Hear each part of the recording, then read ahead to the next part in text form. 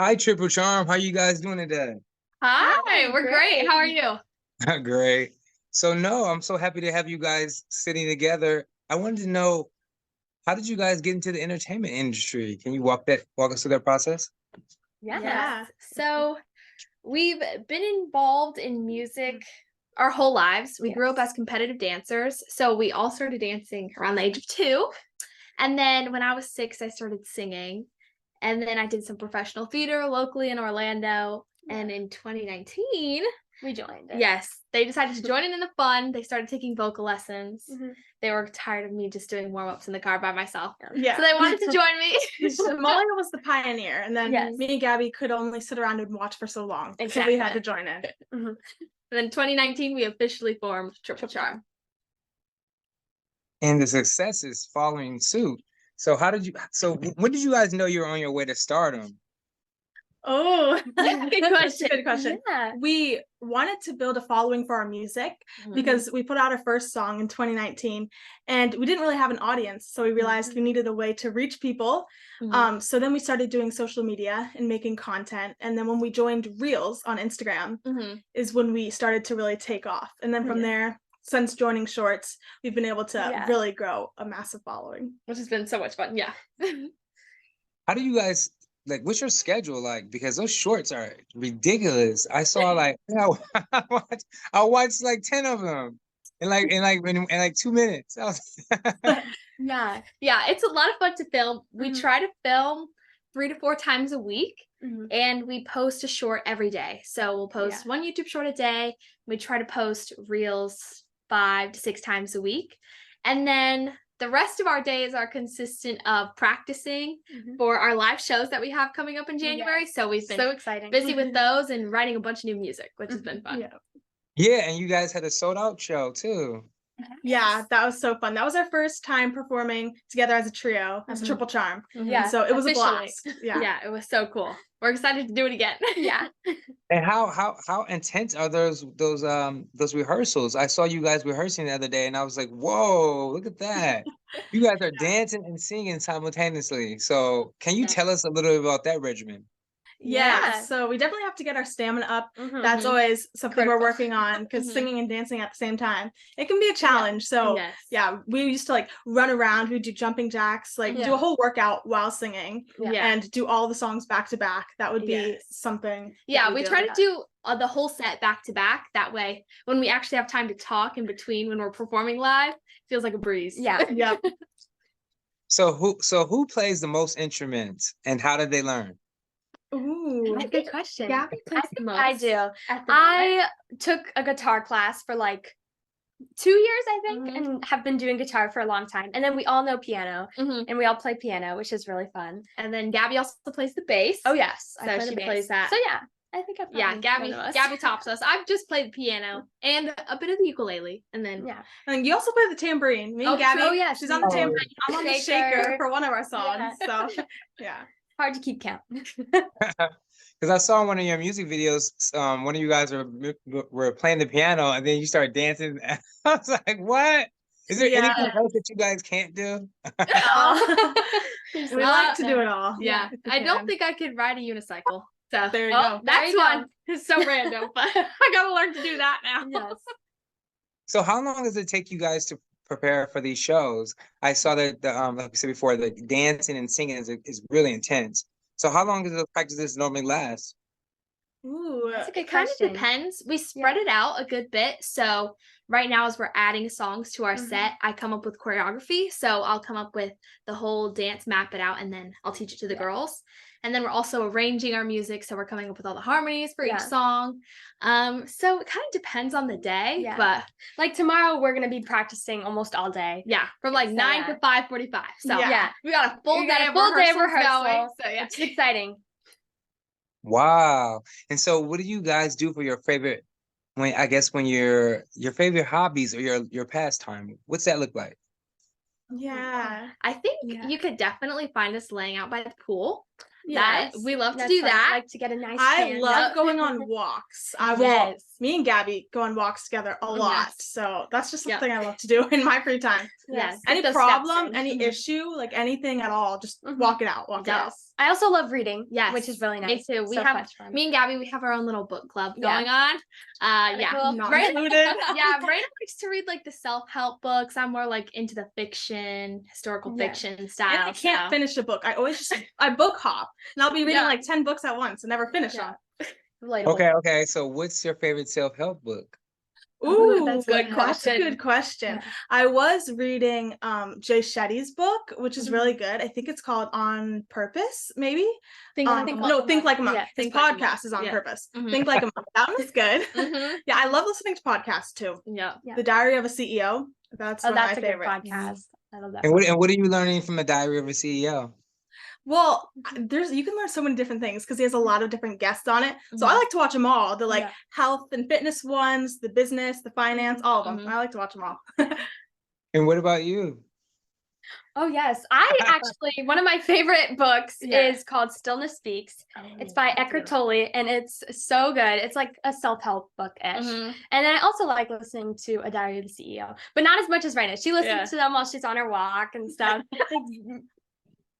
So Yeah. stillness speaks. What I guess what kind of information have you gathered from there that you Yeah. found most fascinating? Yeah, it's more about like finding inner peace and like being true to yourself. Mhm. And really, it's maybe a little more spiritual, but it Mhm. also has really great like life lessons that have Mhm. taught me a lot of things that I Mhm. can put to my day to day and Yeah. put to use and put to And what practice. type of life lessons has it taught you?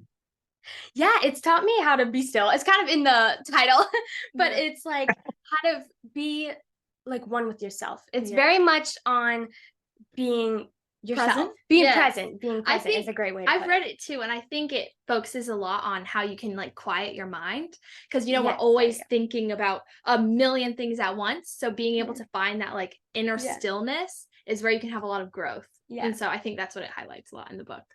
And do you guys find that to be a level of meditation? And if so, do you meditate every day?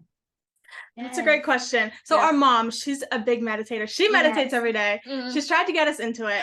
But right now, I kind of just my form of meditation is walking, Yeah. and working out. Yeah. I haven't gotten to like the laying down yet and like or sitting Yes. still, that Yeah. kind of meditation. Yeah, I listen to meditations before I go to bed. So I guess I would say Yeah. that I kind of listen. I really like listening to like sleep subliminal affirmations Oh, yeah. Oh, that's on good. YouTube. You look those Mhm. up. You just like play them when you're sleeping.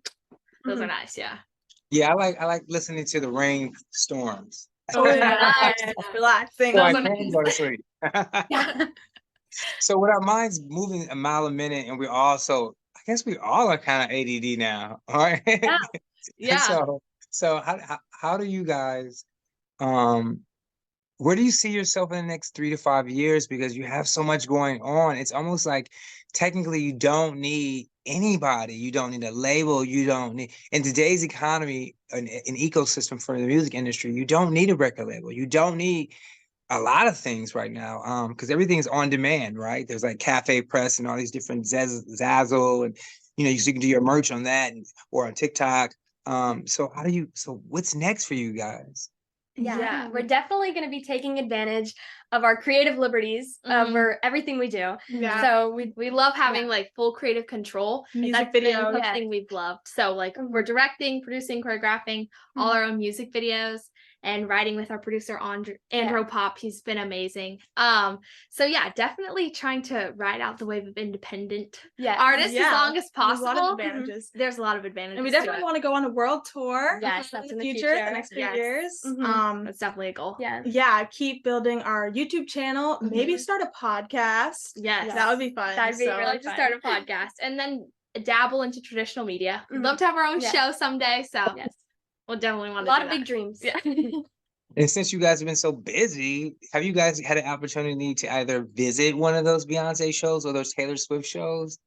Oh my gosh, we didn't get Oh. to see Beyonce or Taylor Swift, Yeah. sadly, but we did Sad- go so to. sad. We saw Sabrina Carpenter. She was Yes. here near us, so Mhm. that was Yeah. a good one. We liked it. Yeah, those tickets are selling out super fast. Yeah. But I think we'll definitely see the Taylor Swift concert, the the movie. Oh yeah, So We're planning on doing that tomorrow night. Yeah. I want to see it. And so how do you oh, tell me about your background. I know that we just had Hispanic Heritage Month pass, and I know you guys are of that descent. So can you explain to us your origins and your nationalities? Yeah. So we are 50% Puerto Rican on our dad's side, and then our mom is Polish, Irish, whole bunch of that stuff. But yeah, we really liked to, with our music, kind of go into a bunch of subgenres and see what we gravitate towards. And it was really cool to go into like bilingual Spanish, Latin music and kind of connect with our culture in a deeper way because we are third generation Americans. So it's there's this sort of barrier where our parents and what they grew up as like the cultural norm, we didn't get to learn Spanish growing up and connect with it as closely as some might be able to. And I think a lot of like third generation kids like understand that. So it's been an amazing experience to dive deeper, and we got to go to Puerto Rico for the music video for our latest single too. So it's been an amazing way to like connect with our roots and feel closer to our family. Do people in your family or even some of your closest friends that are like second generation, do they feel like a little slighted when you don't have fluent Spanish or Polish capabilities? No, our dad didn't teach us. He should have. We're trying to learn it more now, and it's definitely helped writing the songs in Spanish. Like you get to learn a lot. You'd be surprised. It's actually kind of easy to write in Spanish, I would say. We've gotten better at it. We've gotten better, and I try to learn in like different ways. So our abuela would help us. I saw this life hack where you basically take Post-it notes and you put like the word in Spanish for whatever object you have it on, like on that Post-it note and on that object. So every time you look at it, you know what the word in Spanish is. And so I did that, and my whole room is covered in Post-it notes. Covered in Post-it notes. So I've been working on it. Well, that's cool. So you went to Puerto Rico. Have you been to Poland? No, that is on our vision board. List. We would love to go to Poland. Yes. And do I guess does your mom prepare a lot of Polish meals?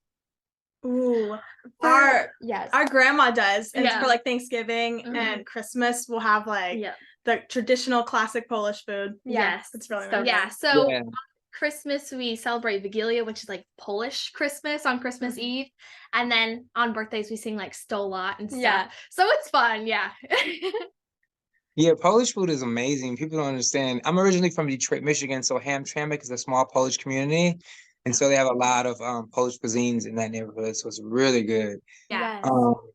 So all right. So what else have you learned from your heritage on your dad's side? Anything from the arts and music world? You said you've been writing in Spanish. Have you been doing any, have you been has any of the visual culture I guess motivated you as well? I think a lot of different things. Like growing up at our abuela's house, she would always be playing Latin music like on the radio in the background. That's like, I feel like that also contributed to our love for dance, because that's like the danceable music is Latin music. So I feel like that definitely contributed to our love for music and dance. Yes, definitely. Yeah. I was gonna ask you guys, do you feel, well, obviously, you know, your father's side gave you guys the capabilities to move so well. But did you guys have any formal training with dance? I meant to ask you that because I saw a couple of you spinning one time, and I was like, whoa. Yes. So we grew up doing competitive dance. So we did have formal training, like starting when I was like 2. So we've done ballet, jazz, tap, hip hop, lyrical. Used to be able to do some cool tricks. Now we're not a little rusty. But gotta practice the splits again. But no, it's definitely come in handy with like just like even creating videos on social media, the dance background. For sure. And so do you guys have you ever thought about, because when I was watching some of your shows, you guys are so theatrical in a good way, right? Because you're entertaining. Obviously, I watched a lot of videos. Seriously, I have. I was like, you guys were in a car, talk about what's your favorite foods, all the way to you guys singing. It was just like, whoa. Even like you said before, you preparing and rehearsing for your concert, which was sold out, and then you guys kind of did an introspective video about how you felt when you were like preparing for that show.